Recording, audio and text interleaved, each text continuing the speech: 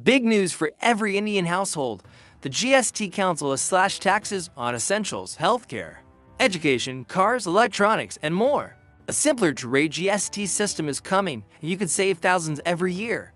But here's the twist. Some things are actually getting costlier, too. Let's break it down.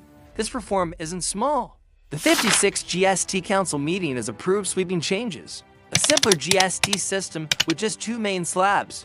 Huge cuts in daily essentials and services. Relief for farmers and small businesses. And the long-awaited GST Tribunal, which will start hearing appeals by the end of 2025. Think of this as GST 2.0.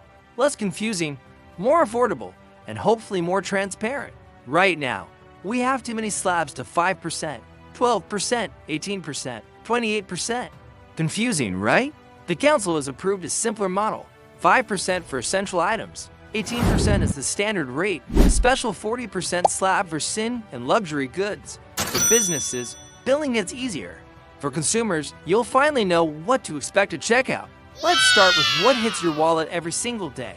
Shampoos, soaps, toothpaste, toothbrushes, hair oil gives GST cut from 18% to 5%. That 200 shampoo now costs around 190 butter. Ghee, dairy spreads gives from 12% to 5%. Even packaged foods like napkins, pasta, sauces, chocolates, coffee gives all down to 5%.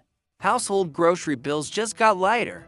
Hospital bills are every family's nightmare, but here's relief. All health and life insurance policies are now GST-free. If your annual health cover was $20,000, you would save $3,600 instantly. Life-saving drugs for cancer and critical care give 0% GST, while others fall to 5%. Medical devices like stents and monitors gives from 18% to 5%. Whether it's premiums, medicines, or treatment, healthcare just got cheaper. For parents, some good news too. Books, pencils, maps, charts, and globes now carry 0% GST. That means school supplies and study materials will pinch your pocket a little less. Big relief for commuters and families. Small cars like Maruti Wagoner, Hyundai i10, Tata Tiago gives GST from 28% to 18%. That's $50,000 plus saved on a 6 lakh car. Motorcycles under 350cc, like Royal Enfield Classic 350, Honda Activa, TVS Apache gives also 28% to 18%. Buses, trucks, ambulances, and auto rickshaws gives all cut to 18%. Plus, all auto parts, tires, brake pads, headlamps will now be taxed uniformly at 18%. Mobility is set to be more affordable, especially for middle-class families. For farmers, tractors and essential machines like harvesters and irrigation equipment go from 12% to 5%.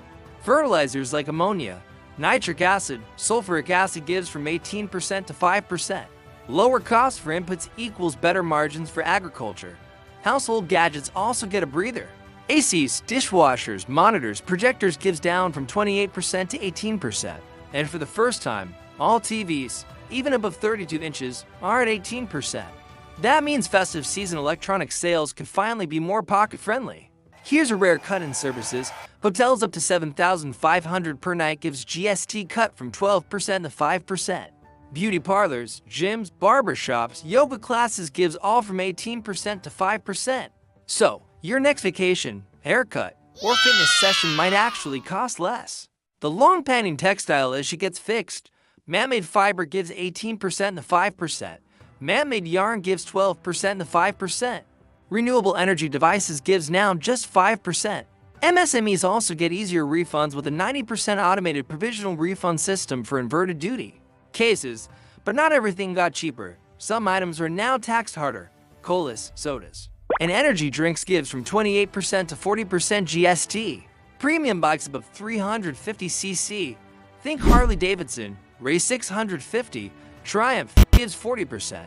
Even IPL match tickets are now under the 40% slab. The message is clear, essentials get relief, but luxury and unhealthy products get taxed more. Service rate changes kick in on the 22nd of September 2025. So that's the big picture. GST cuts on essentials, healthcare, cars, education, and services, but hikes on luxury and sing goods. But here's the question, will you really see these savings at checkout? Or will companies quietly raise base prices and keep the profit? Let us see how these reforms actually impact real market prices. Tell me what you think in the comments, and don't forget to subscribe.